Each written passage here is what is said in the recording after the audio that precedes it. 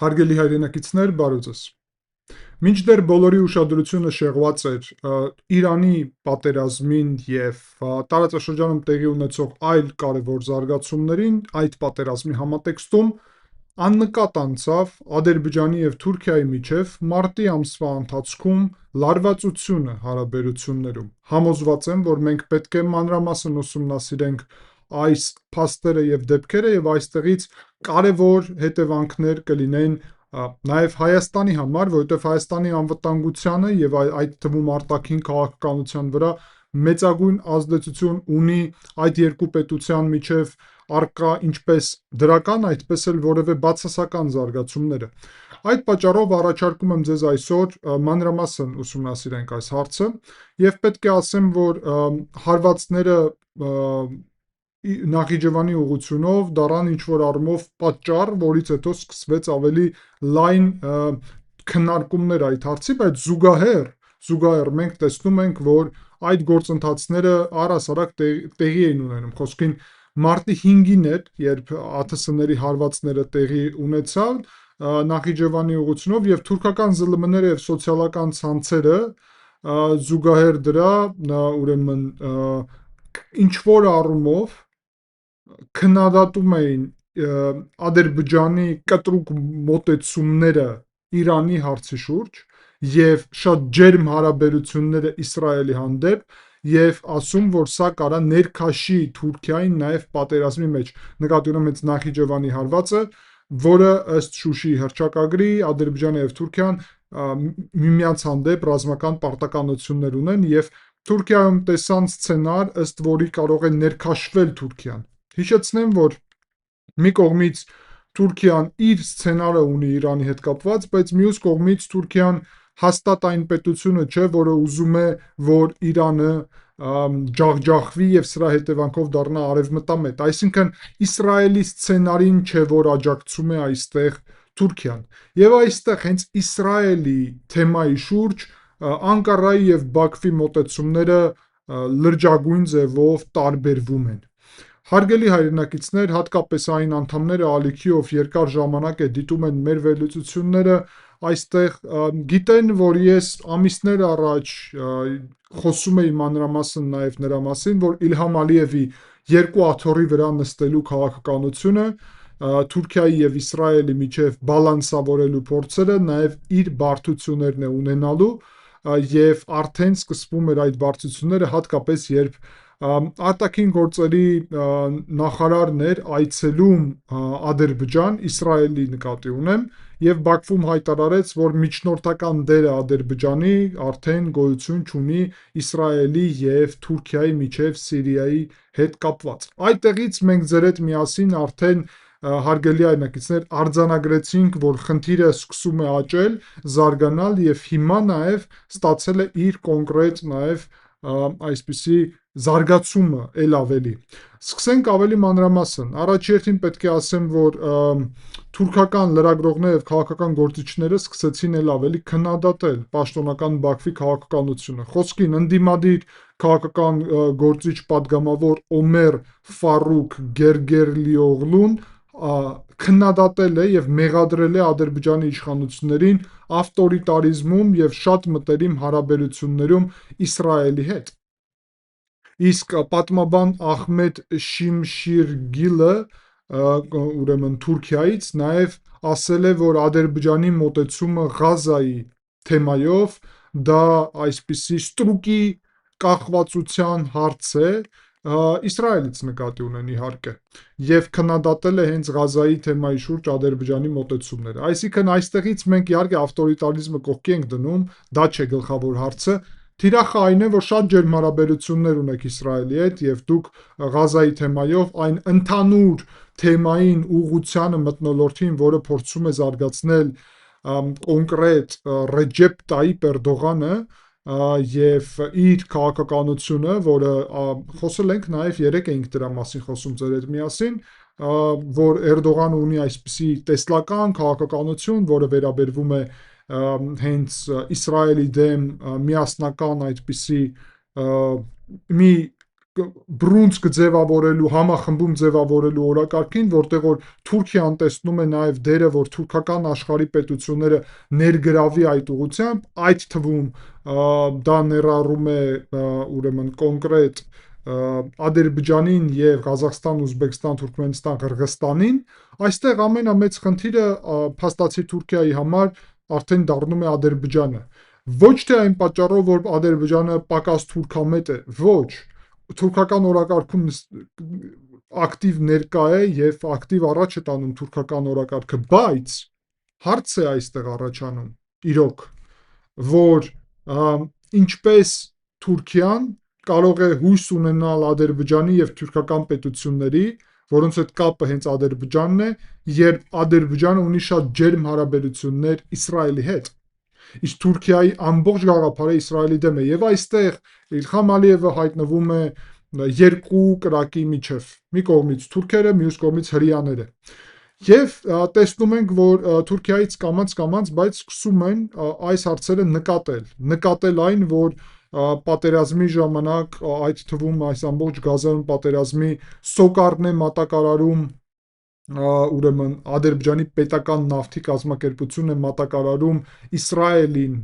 ուրեմն հենց նավթով, Բաքու, Թբիլիսի, Ջեյհան նավթատարի միջոցով, զուգահեռ դրա հիշում եք ցույցեր էին նաև կազմակերպել, մենք ձեր հետ միասին դրա մասին խոսել էինք, Սոկարի գրասենյակի մոտ Թուրքիայում, մի խոսքով թուրքական այդ գաղափարը Պալեստինայի, Ղազայի թեմայով առճակատվում է Ադրբեջանի եւ Իսրայելի ջերմ հարաբերությունների հետ։ Բացի դրանից պետք է ասել, որ քննադատություններ են հնչում առաջի անգամ անձամբ Իլհամ Ալիևի ուղղությամբ եւ որ ինքն է անձամբ դաշնակիցը Իսրայելի եւ սա այդպես է Իլհամ Ալիևը անձնական դեր ունի եւ անձնական կապեր ունի Իսրայելի եւ հրեաների հետ ուստի այս համատեքստում կարելի է ասել որ Թուրքիան դրանից էլ է դժգոհ իրականում եթե մենք ուշադիր լինենք ապա կհասկանանք, որ մեզ այս դեպքում խոսքին ոչ թե մեր համար խնդիր պետք է լինի, որ Ալիևը այսպես Իսրայելի հետ հարաբերություններ ունի եւ Իսրայելի հետ հարաբերություններ նշանակում է նաեւ Ամերիկայի հետ, որովհետեւ Ամերիկան եւ Իսրայելը շատ մոտ են իրար, բայց մենք հակառակը կարող ենք ասել, որ դա Հայաստանի համար կայունացնող գործիք կարող է լինել, որովհետև մենք Վաշինգտոնի հետ միասին եւ եթե Իսրայելի հետ էլ ավելի մոտենանք եւ ավելի ճիշտ հարաբերություններ ձևավորենք, ապա մենք կկարողանանք նաեւ Ալիևի հետ, Ադրբեջանի հետ բալանսավորել այս շահերը։ Այսինքն մեր համար Ադրբեջան, որը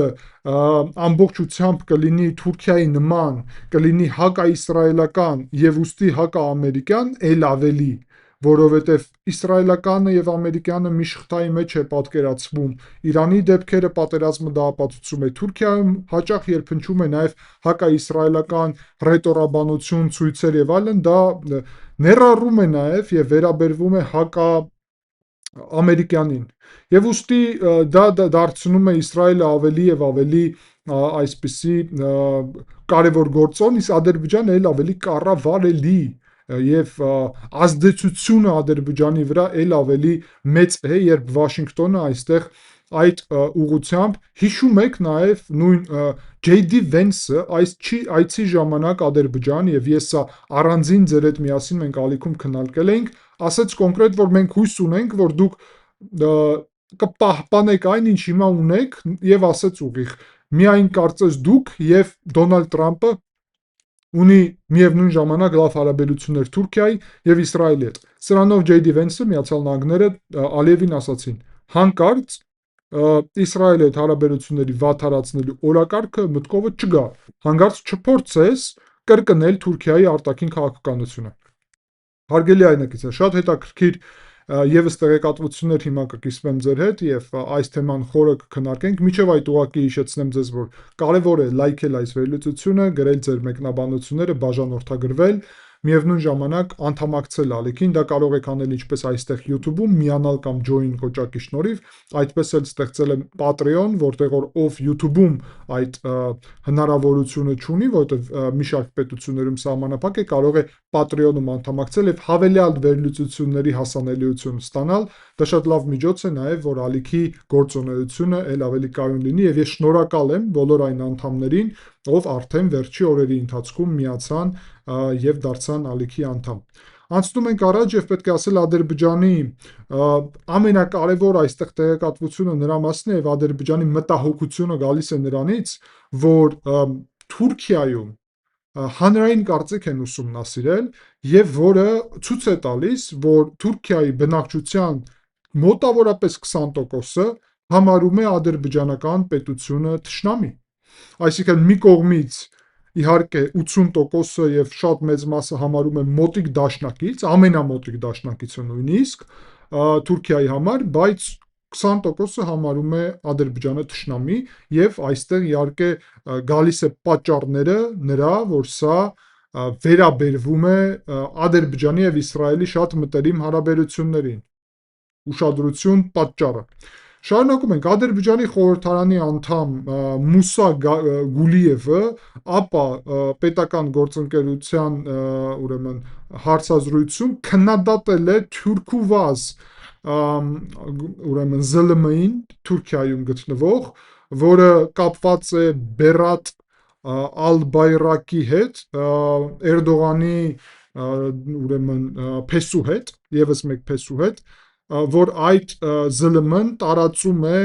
այսպիսի հակաադրբեջանական տեղեկատվություններ եւ հարաբերությունները փորձում է վատթարացնել Թուրքիայի եւ Ադրբեջանի միջեւ եւ նույնիսկ այսպիսի ուրեմն կոնկրետ հայտարարություններ են արվել։ Թուրքական ուրեմն իշխանական կոնկրետ Սաբահ եւ Daily Sabah պարբերականները պատասխանելով քննադատել են Գուլիևին, Ադրբեջանի խորհրդարանի անդամին, եւ ասել, որ ինքը պաշտպանում է Իսրայելի շահերը եւ կարելի ասել, որ դրանից հետո արդեն այս հոդվածները ջնջվել են, որովհետեւ լարվածություն էր արդեն հարաբերություններում ձևավորվում եւ ակնհայտորեն միջամտել են տարբեր հատուկ ծառայությունները, ես ոնց հասկանում եմ։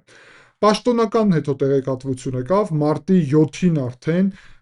Թուրքիայի նախագահի աշխատակազմին կից գործող ապա տեղեկատվությունների դեմ կենտրոնը հայտարարել է, որ ուրեմն սոցիալական ցանցերում ստեղծվում են այսպիսի կարմիր գծերը անցնող տեղեկատվություններ Թուրքիայի եւ Ադրբեջանի հարաբերությունների մասին եւ հայտարարությունը ասաց, որ այս հարաբերությունները երկու պետության միջև պատմական եւ անխախտելի կապեր ունեն եւ միասին անցել ենք շատ փորձություններով եւ շարունակելու ենք անցնել այդ փորձություններով, միասին ենք լինելու եւ այլն, այսինքն փորձել են մեղմել այդ իրավիճակը։ Թուրքական Yeniçi գազեթին եւ Haber 7-ը նաև կրկնել են այս տեղեկատվությունը ուրեմն նախագահական աշխատակազմի եւ ասել, որ ուրեմն թիկ միլլետ իքի դևլետ գաղափարախոսությամբ պետք է շարժվել, ապա մեկ ուրեմն ազգ, երկու պետություն տրամաբանությամբ եւ մենք միասին ենք եւ այլն, մի խոսքով փորձել են մեղմել այդ իրավիճակը։ Նույն հայտարարությունն է արել ադրբեջանական OXU-AZ-ը, որը հայտարարել է, որ կրկնել է ուրեմն այդ տեղեկատվությունը Թուրքիայի աշխատակազմի, նախագահի աշխատակազմի եւ ասել, որ այս ամենը ապա տեղեկատվություն է եւ միայն պետական մամուլին հիմք օգտագործեք պետական մամուլը։ Հետաքրքիր է նաեւ, որ Modern Azi պարբերականը նշում է, որ թուրքական ԶԼՄ-ների շրջանը տարբեր են եւ մեդիայում նաև էմոցիոնալ եւ ոչ օբյեկտիվ հայտարարություններ են արվում, բայց դա պաշտոնական դիրքորոշում չէ, հարաբերությունները պետությունների միջև հիմնված են ընդհանուր պատմության եւ ընդհանուր գաղափարների եւ դաշինքը այս երկու պետության ռազմավարական է, ասում է այդ պարբերականը եւ այստեղ ասվում է, որ իհարկե սա ամեն ինչ կապված է Մերձավոր Արևելքում տեղի ունեցող ռազմական գործողություններից եւ ասում, որ կոնկրետ Իրանի հանդեպ եւ Իսրայելի հանդեպ տարբեր մոտեցումներ կան նաեւ օրակարգում։ Ադրբեջանում չկա այսպիսի հակաթուրքական օրակարգ, հակառակը փորձում են միշտ մեղմել այս օրակարգը եւ քննադատում են հակաադրբեջանական օրակարգը, որը կա թուրքական մի շարք ԶԼՄ-ներում։ Այդ թվում ադրբեջանական Olaylar Eze գրում է նրա մասին, որ թուրքական մի շարք ԶԼՄ-ներում այսպիսի ուրեմն վիրավորական հոդվածներ են եւ դա այդ հոդվածները խնդիր են ստեղծում այսպես երկկողմ հարաբերությունների համար։ Բացի դրանից, նույն այս պարբերականը ասում է, որ ադրբեջանցիքի մեծ մասը համարում է Թուրքիային եղբայրական ժողովուրդ եւ թույլ չեն տալու, որ թիրախավորեն Թուրքիային եւ ասում է, որ ուրեմն իրանք դժգոհ են իրականում այս իրավիճակից։ Պետք է ասել, որ գլխավոր առումով իհարկե այս քննադատությունները գալիս են ընդդիմադիր ուժերից, բայց ոչ մեկ չի կարող ասել, որ դա իրականում Ռեջեփ Տայիպ Էրդողանի վերահսկողությունից դուրս ընդդիմադիր գործիչներ են, սա կարող է լինել այսպիսի մեղմ մեսիջ Էրդողանի կողմից Ալիևին, որ գիտես, ամեն ինչ չէ, որ այսպես նորմալ է եւ գուցե ես չեմ խոսում դրա մասին, բայց ընդդիմադիրները չակերտներում, որովհետեւ Ադրբեջանում էլ կան չակերտներում ընդդիմադիրներ, խոսում են նրա մասին, որ այս խնդիրները շատ լուրջ են եւ առանձին մեկնաբանները նաեւ կապում են սա հենց Իսրայելի հետ հարաբերությունների հետ, բացի դրանից իհարկե այս Թուրքուվազ մեդիա գրուպը շատ հետաքրքիր է, որովհետև Էրդողանի ընտանիքի անդամին է պատկանում եւ այդտեղից քննադատությունները լրիվ ուրիշ ձև ընկալվեց նաեւ Ադրբեջանում։ Իհարկե այն, որ թիրախավորում են անձամբ Իլհամ Ալիևին, որը ունի ըստ իրենց, այսպես ասեմ, կապեր Վաշինգտոնում եւ Իսրայելում, սա նաեւ մտահոգիչ է այն առումով, որ Իլհամ Ալիևը գիտեք ինչպիսի համակարգ է ձևավորել եւ Ադրբեջանում քննադատել Ալիևին, Ալիևների ընտանիքին անթույլատրելի է, ուստի այստեղ ադրբեջանական կողմը ինչպես վիրավորանք է սա անցալում հենց եւ պաշտոնական առումով փորձեցին այս հարցը մեղմել, բայց այնպես չէ, հարգելի այնեկիցներ, եւ արեք հիմա արդեն ամփոփենք այս թեման եւ ասեմ, որ այնպես չէ, որ խնդիրներ չկան թուրք-ադրբեջանական հարաբերություններում։ Հատկապես հիմա մենք ինչ տեսնում ենք, այսինքն Թուրքիան շատ ավելի հակաարևմտյան օրակարգ ունի այս պահի դրությամբ, հատկապես Իսրայելի համատեքստում։ Այդ օրակարգը չունի Ադրբեջանը։ Ադրբեջանը շատ ավելի ուրեմն Իսրայելի հետ միասին օրակարգ ունի եւ լավ հարաբերությունները պահպանում է։ Ջեյ Դի Վենսը նաեւ զգուշացրեց, որ այս ուղուց չշեղվեք, հետևանքներ կլինեն։ Նավթի մատակարարումները գնում են դեպի Իսրայել, Միացյալ Նահանգները շատ մեծ ներդրող են Ադրբեջանում առհասարակ այդ թվում հիմա TRIP ծրագրի, որը Հայաստանում է, բայց զուգահեռ Ադրբեջանի հետ ռազմավարական հարաբերությունները, որը ստորագրվեց Միացյալ Նահանգների, նաև ունի այդ տրամաբանությունը, այսինքն մենք տեսնում ենք մի այսպիսի շղթա նաև զարգացումների եւ պետք է ասել այստեղից, որ մենք մեր դասերը պետք է քաղենք։ Առաջի հերթին ես պնդում եմ, որ մեր համար Ադրբեջանի եւ Իսրայելի հարաբերությունների վատթարացումը, որը կարա նաեւ բերի Ադրբեջանի եւ Ամերիկայի հարաբերությունների վատթարացմանը, ձեռնտու չէ։ Չնայած նրա, որ շատ անգամ մեր մոտ լրատվական դաշտում կամ վերլուծական քննադատում են Իսրայելին Ադրբեջանի հետ մոտ հարաբերություններ ունենալ։ Այսինքն հակառակը մենք պետք է նաեւ ձևավորենք մոտ հարաբերություններ կոնկրետ Իսրայելի հետ, բայց Իսրայելի եւ Ադրբեջանի հարաբերությունների վատթարացումը մեր շահերի մեջ չի մտնում։ Մյուս կողմից Թուրքիա եւ Ադրբեջանի միջև խնդիրների արկայությունը մտնում է մեր շահերի մեջ, որովհետեւ դա տալիս է հնարավորություն ել ավելի բալանսավորել հարաբերությունները, հատկապես առանձին թրեքեր վարել Թուրքիայի եւ Ադրբեջանի հետ։ Ճիշտ է, իրենք ռազմավարական առումով շատ մոտ հարաբերություններ ունեն, բայց սա իրականում նշանակում է ոչ թե, եւ դա շատ կարեւոր է, ոչ թե այն, որ ուրեմն մեր համար այս հարաբերություններում որ կողմն է դառնում ավելի հետաքրքիր, թուրքական թե ադրբեջանական։ Այսինքն այդպես ասել չի լինի կոնկրետ, որտեղ մի կողմից, ինչպես արդեն նշեցի, արևմուտքի հետ մոտիկ հարաբերությունների պատճառով հատկապես Իսրայելի Ադրբեջանը հետաքրքիր, բայց Թուրքիան, որը չնայած նրա, որ Իսրայելի հետ ունի ուրեմն սրված հարաբերություններ, շատ ավելի մոտ տնտեսական այդ թվում կապեր, էներգետիկ, ուրիշ կապեր, ռազմական ունի Ամերիկայի եւ ունի Եվրոպայի հետ։ Այսինքն մենք զարգացնելով հարաբերությունները Ամերիկայի, Եվրոպայի եւ Իսրայելի հետ կարողանում ենք մի կողմից Թուրքիայի հետ բալանսավորել հարաբերությունները, մյուս կողմից Ադրբեջանի։ Բայց առանձին մոտենալ այդ երկու թրեքին, դա նաեւ բերում է այն օկտին, որ Թուրքիայի եւ Ադրբեջանի միջև տեղի ունեցած որևէ այսպիսի ասենք ուղիղ, հա, տարաձայնությունները իրանք փաստացի շատ եւ շատ օգտակար են մեր համար, որովհետեւ դա բերում է ել ավելի այսպիսի մանևրելու հնարավորություններ։ Մենք ուղղակի պետք է ուշադիր ուսումնասիրենք այս զարգացումները, տեսնենք արդյոք սա ինչ աստիճանի կխորանա եւ հասկանանք նաեւ, որ սա դրական է ինչ առումով։ Եթե իրանք բոլորը, տեսեք, Ադրբեջանը եթե հակաիսրայելական լինի, ապա դա արդեն դարձնում է Թուրքիա, Ադրբեջան, Կենտրոնական Ասիան այս հակաիսրայելական բանի մեջ, ուղու մեջ եւ շղթա է դառնում այսպիսի մի շղթա։ Ադրբեջանը, որը հակաիսրայելական չէ, ինչ որ առումով քանդում է Էրդողանի ծրագիրը, որի մասին երեք էինք խոսում, որ ձևավորի թյուրքական այսպիսի միության տրամաբանություն, որը կլինի դեմ Իսրայելի։ Այսինքն թյուրքական միությունը զարգանում է, բայց թյուրքական միությունը արդյոք Իսրայելի դեմ է, թե դեմ չէ։ Իլհամ Ալիևը այդտեղ հաստատ Իսրայելի դեմ լինելու օրակարգ չունի եւ իր համար այդ օրակարգը ունենալը շատ եւ շատ վտանգավոր բան կարող է հայտնվել։ Ուստի կարելի է այսպիսով արձանագրել, հարգելի հայրենակիցներ, որ այս թեման շատ հետաքրքիր է, կողմերն էլ են հասկանում, որ բարդ թեմա է, որովհետեւ Թուրքիայում գնալով հակաիսրայելական մոտեցումները աճելու են, իսկ Ադրբեջանում հակաիսրայելական մոտեցումները չեն կարող աճել։ Եվ դժգոհությունը թուրքական հանրությունում Ադրբեջանից իրանց ամենամոտ դաշնակցից, որը այսքան մոտ է Իսրայելի հետ, աճելու է։ Եվ ի վերջո Ադրբեջանը ինչ մոտեցում